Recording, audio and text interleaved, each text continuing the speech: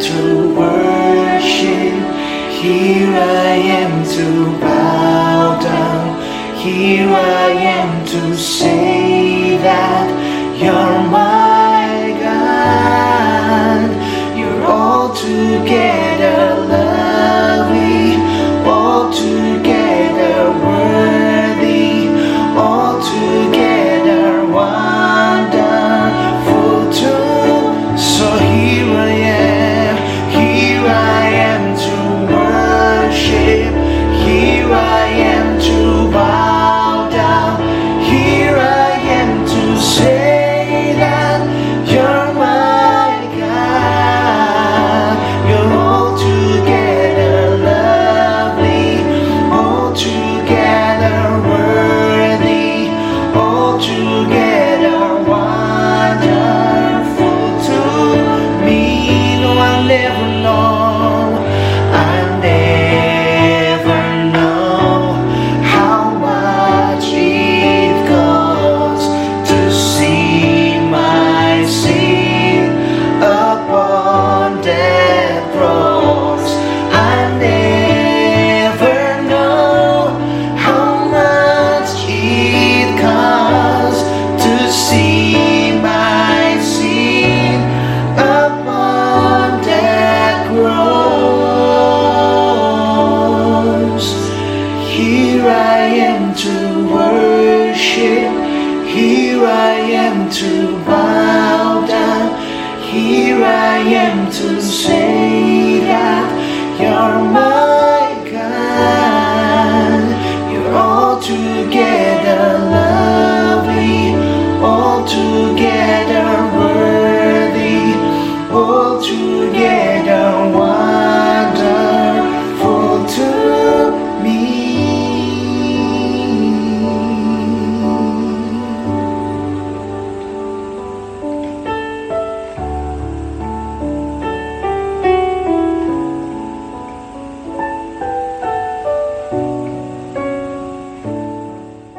Shalom guys, Shalom. semuanya. Puji Tuhan, kembali dengan kami, saya Yusak dan Steffi. udah lama banget kita nggak bikin video nih. Ya. Dan hari ini kita bikin satu video ini karena kami rindu untuk sharing sama teman-teman semua. Dan pas banget waktunya sekarang lagi trending topik banget ya, ngomongin tentang virus corona. Di mana-mana setiap orang ketemu pasti ngomonginnya corona. Ya. Dan kita lihat nih, ya guys, kita lihat ya di gereja nih saat ini juga banyak yang sedang membaca Mazmur 91. Ya. Jadi setiap minggu mungkin gembalanya itu nyuruh kepada jemaatnya setiap hari baca Mazmur 91. Ya. Nah, yang jadi pertanyaannya sebenarnya hal itu tepat apa enggak sih dengan kita membaca Mazmur itu 91 dengan segenap hati dan dikatakan dengan beriman katanya supaya ada lindungan Tuhan itu nyata dalam hidup kita gitu.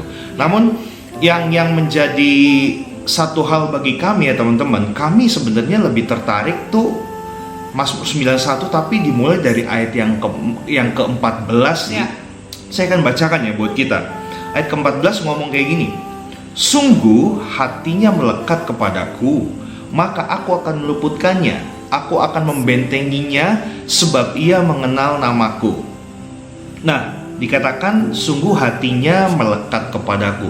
Jadi sebenarnya nih teman-teman, untuk kita bisa mendapatkan perlindungan dari Tuhan, caranya itu sebenarnya bukan dengan kita sering membaca daripada Mazmur 91 ini ya.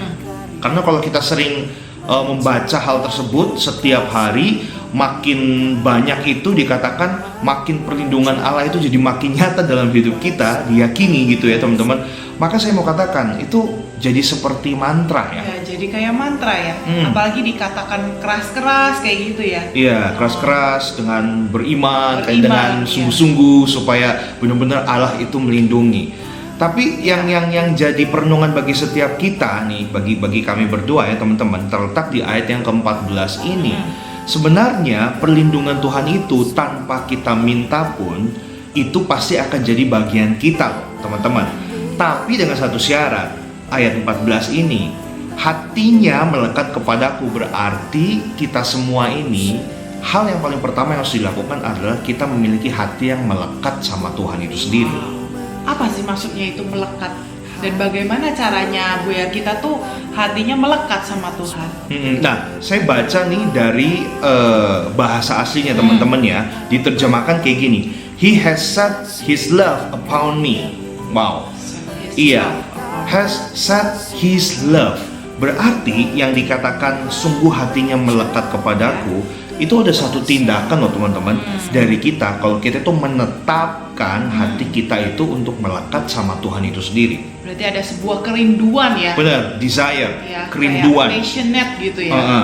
Untuk keinginan. bertemu sama Tuhan, untuk Ya. mengungkapkan rasa cinta kita kepada Tuhan. Benar, jadi ada berpautan hati kita sama hatinya Tuhan. Jadi ternyata maksud daripada ayat ini adalah itu. Jadi hal yang paling pertama harus kita lakukan di ayat 14 ini teman-teman. Jadi bukan meminta untuk perlindungan Tuhan itu selalu nyata dalam hidup kita dengan baca Mazmur 91 ini keras-keras, enggak. Tetapi kita cukup melekat dulu aja kepada Tuhan. Hatinya kita, hidupnya kita, maka otomatis semua berkat, perlindungan, masa depan, apapun itu jadi bagian kita loh. Itu secara otomatis loh teman-teman. Berarti kita harus dengan segala kerinduan untuk mencintai Tuhan ya. Oh iya dong. Mencintai benar. tapi bukan sekedar di mulut. Nggak Bukan gombal. sekedar ucapan aja Iya, nih. benar. Memperkatakan aja nih Mazmur 91. Tapi harus dengan tindakan kita ya. Benar, Karena tindakan. Tuhan juga melihat nih respon hati kita bagaimana nih.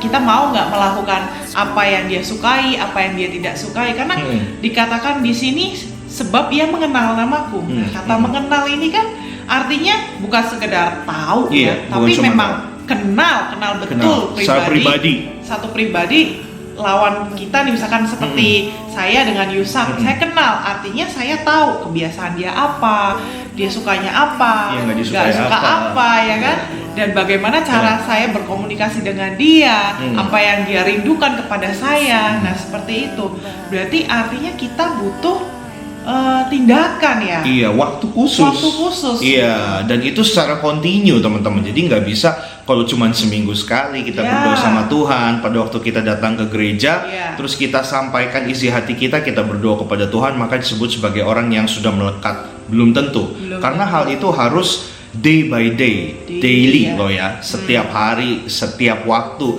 barulah kita bisa masuk kepada orang yang hatinya disebut melekat kepada Tuhan. Nah itu, dan tentunya dalam hal ini loh teman-teman, ini adalah saat-saat terbaik banget untuk kita bisa menguji rasa sayang kita, cinta kita itu kepada Tuhan. Yang namanya cinta itu nggak mungkin cinta pada waktu hal-hal baik terjadi dalam hidup kita aja loh, enggak. Tapi dalam setiap keadaan musim hidup kita. Sama pada waktu kami menikah, di depan altar kita berjanji sehidup semati, dan baik suka dan duka dalam sehat maupun sakit loh. Jadi apapun yang terjadi, kita tetap bersama-sama setia, berdoa, saling support satu sama lain, saling menolong satu sama lain. Nah, Tuhan kan pribadi yang kita cintai. Nah, seharusnya kita juga bisa lakukan benar-benar tindakan daripada cinta kita itu kepada Tuhan. Jadi bukan cuma di mulut ya. Kalau di mulut ya seperti misalnya kayak tadi kita nyanyi sama Tuhan ya, oh Engkau sungguh baik Tuhan, aku mau cinta Yesus selamanya, bla bla bla. Tapi itu baru di mulut loh teman-teman, baru di mulut aja. Dan yang pasti kalau kita cuma lakukan hal itu doang, cuma di mulut aja, tapi tanpa kita melakukan firman Tuhan, apa yang jadi kehendaknya di dalam kehidupan kita sehari-hari, maka jatuhnya disebut sebagai orang yang sedang gombal sama Tuhan, karena nggak ada buktinya. Nah, justru ini kesempatan, momen terbaik ya, dimana semua orang mengalami social distancing, distance berarti gitu. Social distance. Artinya apa? Orang-orang akan banyak waktu untuk berkumpul bersama keluarganya, bersama sahabat yang dia kasihi di rumah, ya kan? Otomatis akan banyak waktu yang dia dapatkan gitu, yang biasanya dia bekerja dari pagi sampai malam, biasanya sekolah, ya kan? Banyak kegiatan, tugas. bahkan juga melayani ya, sibuk Benar. untuk latihan musik ataupun latihan yang di gereja ataupun kegiatan sehari-hari di gereja. Iya, semuanya di offin. Semuanya di off ya kan, Harus termasuk di rumah. gereja kami ya. Iya, gereja kami juga baru dikasih kabar hari ini kalau hari Minggu itu kita tidak ada ibadah. Iya. Jadi semua kegiatan harian maupun hari Minggu nanti itu di offin semuanya. Jadi kesempatan kita ya. kesempatan bagi kita loh sebenarnya untuk kita itu bisa lebih dekat lagi sama orang yang ada di sekitar kita, at least dari keluarga kita. Betul. Iya, suami kita, istri kita, anak-anak kita, orang tua kita, cucu, semuanya lah, mantu gitu ya, saudara kita, adik, kakak kita, semuanya. Jadi gunakan justru kesempatan ini untuk kita itu bisa dekat dengan mereka loh.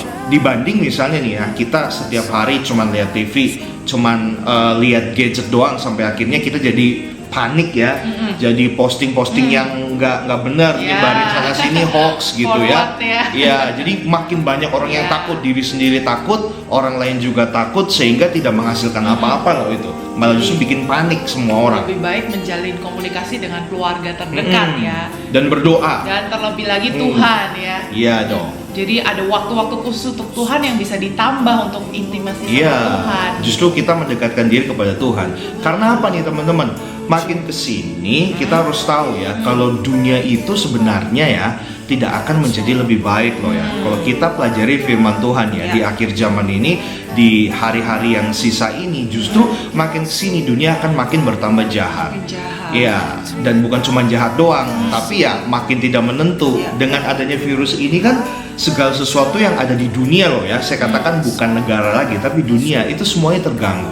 Sampai pasar saham juga udah turun, semua orang yang punya usaha juga mereka, banyak yang drop. Orang yang bekerja juga akhirnya tidak mendapatkan penghasilan mereka, dan yang di PHK itu banyak sekali dampaknya. Dolar jadi naik ya, udah tembus 15.000 loh, lebih. Wow, itu hal yang luar biasa banget. Jadi bayangin hidup kita ini tidak menentu, tetapi percayalah bagi setiap orang yang mau dekat sama Tuhan, mau kenal kehendaknya, kita justru makin mengalami seperti itu, makin jangan panik, tapi makin tenang. Karena apa? Berarti waktunya, saatnya itu udah tiba. Tuhan menggenapi setiap firman-Nya, ya, penggenapan firman Tuhan. Jadi seharusnya kita jangan panik, kita santai aja, deketin diri sama Tuhan, dan tentunya harus lakukan firman Tuhan. Mencintai Tuhan bukan cuma di mulut, tapi lewat tindakan kita. Salah satu contohnya lewat virus ini ya, kita bersyukur. Kalau ada virus ini berarti Tuhan izinkan itu terjadi dalam hidup ini supaya kita bisa belajar banyak hal. Otomatis dengan caranya menjaga kesehatan kita ya itu kan, dengan harus. Action kita untuk menjaga keluarga kita bagaimana, kebersihan di rumah ya kan. Benar. Itu adalah suatu bentuk penyembahan juga loh, ya kan? Kan menjaga ini tubuh kita. Karena penyembahan itu kan tidak terbatas ruang dan waktu, bukan cuma musik doang, bukan cuma lagu di gereja atau ruangan di gereja, tapi penyembahan yang sejati adalah tubuh kita ya. Seluruh keberadaan hidup kita. Karena penyembahan yang benar, yang sejati itu adalah dikatakan di firman Tuhan menyembah dalam roh dan kebenaran. Jadi bukan cuma roh doang, tapi mau melakukan kebenaran. Iya, contohnya menjaga diri kita, menjaga badan kita, menjaga semua yang Tuhan titipkan dalam hidup ini, itu kan melakukan kebenaran juga. Menghargai apa yang Tuhan kasih dalam hidup ini. Jangan disia-siakan kesehatan kita ya. Iya, dan tentunya menggenapi loh. Jadi kan kalau dulu nih orang seneng banget nih datang ke gereja yang besar dengan hingar-bingar, musiknya yang luar biasa, jemaatnya yang banyak. Tapi dengan peraturan saat ini, datang ke gereja udah nggak bisa lagi nih, malah dirumahkan. Jadi orang yang mau ibadah itu hanya bisa ibadah online. Nah, disinilah sebenarnya kita jadi mengerti ujian penyembahan kita kepada Tuhan itu sebenarnya bukan tentang musik, tetapi tentang seluruh keberadaan hidup kita. Jadi walaupun kita nggak datang ke gereja, walaupun kita nggak berkumpul seperti ibadah biasanya, teman-teman jangan sedih. Tetapi gunakanlah waktu itu untuk kita memberikan hidup kita, diri kita seutuhnya sebagai persembahan yang hidup, yang kudus, yang berkenan, dan itulah ibadah kita yang sejati di hadapan Tuhan. Wow, berarti saatnya kita melakukan firman ya. This is the time. Ya, lakukan firman. Oke, guys, sampai ketemu lagi di video selanjutnya. Tetap semangat, jaga kesehatan, dan tetap berdoa, waspada, jaga-jaga apa yang terjadi di kanan kiri kita, tapi jangan panik, tetap tenang karena kita punya Tuhan yang lebih besar daripada virus corona itu. Yes, amin. Dan Oke. jangan lupa terus lekatkan hatimu kepada Tuhan Amin. yang menciptakan seluruh dunia ini. Amin. Ya, amin.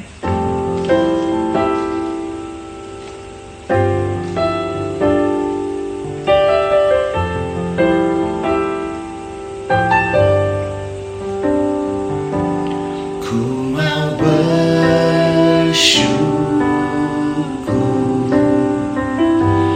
dengan segenap hatiku,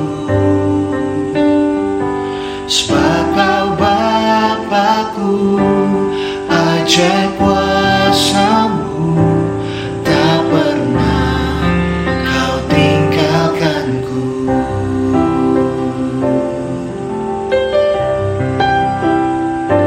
Setiap langkahku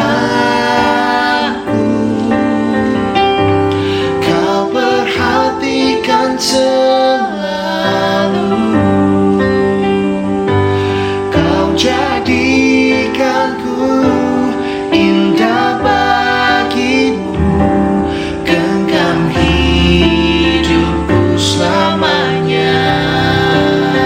Kau berikanku keselamatanmu, janjimu yang menguatkan hidupku, kemurahanmu limpah bagiku, selamanya hidupku takkan goyah.